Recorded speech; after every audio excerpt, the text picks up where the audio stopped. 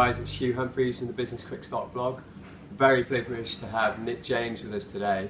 I'm at his one-day workshop. It's been a great morning, lots of learning so far, and I just thought I'd catch up with Nick really to hear a little bit more about his journey. And we're going to do a little interview which I'm really looking forward to. Well, it's good to be here, mate. Thanks for asking me to sit down with you and do this. So, yeah. So I'll kick off.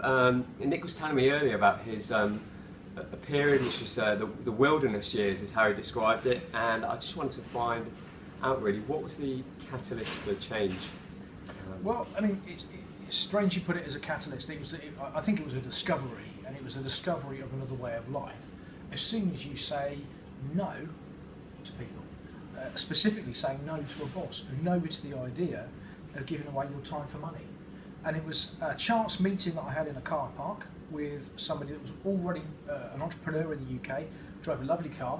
Long and short of it was he got his car boxed in. I asked him what he did for a living when he came back. It was peeing with rain, and he joined me for a cup of tea in my little shed where I was running the car park from. And he said if I was really interested in what he did, he would hand me 3 videotapes. And those videotapes featured a guy from America that sold information, he sold software, and he was marketing on this great big thing called the internet, which is something I knew very little about, and that was in about 99, 2000. It took me a little while to get going. I eventually launched my first product in 2001.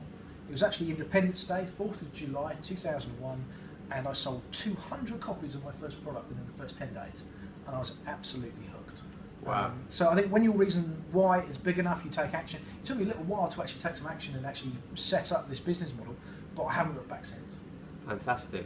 Kind of leads us on to the next question I had really for Nick, which was what was the most challenging aspect of getting started on this sort of new direction? I think the most important thing for anyone getting involved in running their own business, either online, offline, or whatever it is they're doing, is making the first sale. And it took longer to make the first sale because it actually, took me until 18 months or so to actually get to the point of launching my first thing. Okay. I wish I'd done that sooner, and that was the hardest part of it. But it was actually down to discipline. When the pain is big enough, when the reason why is big enough, you're motivated to make change. Yeah. And a lot of people I know, they love the idealistic view of running their own business on the internet.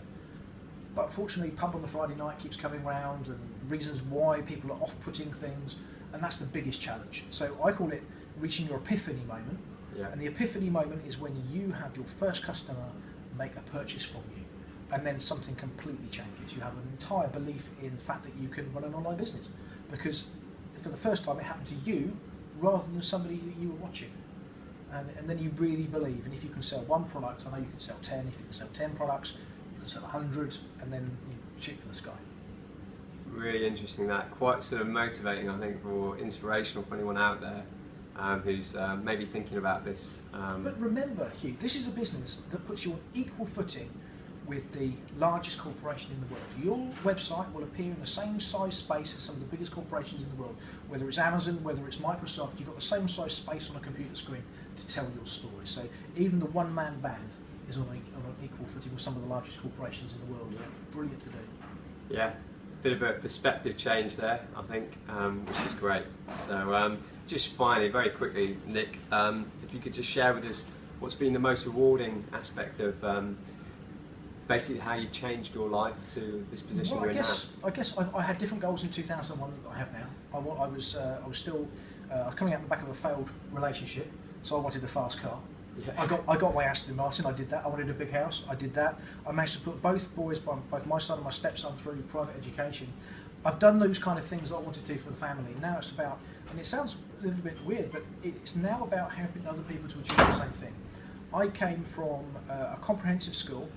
I didn't do well at school. I've gone back into school. I'm a volunteer for an organisation called Young Enterprise. We go and teach business to teenagers. I love putting on workshops, teaching things like this. And in fact, I've actually changed my entire company structure to do more coaching, mentoring and training. There's 2 clear divisions between my business now. I've set up a corporation in the States that sells software. That's me running the business that I love to run. And then there's a completely different entity. I've got a coaching, training and mentoring company that's what I love to do when I'm not running the day job. And that's what it is. It's paying that favour forward to other people. that guy I met in the car park, I can't pay him back for what he taught me how to do, and for introducing me to this way of life. But what I can do is I can go into schools, I can tell kids that aren't perhaps academic, that there is enterprise, there is life if you can't do A-levels or you don't want to, or you don't want to go and work on a building site, you can be an entrepreneur. There are things that you can do. Right up to those that are already in business and they just want to take their business to the next level, and they're the people I really enjoy helping. Fantastic. So I just want to say a personal thanks now to Nick for taking time out of this very high-paced workshop which we've been going through today. Real big thanks for coming onto the blog and sharing that. Sort of Nick's a guy who's been there and done that, very successful now, but also you know, just a regular guy really from where you started out.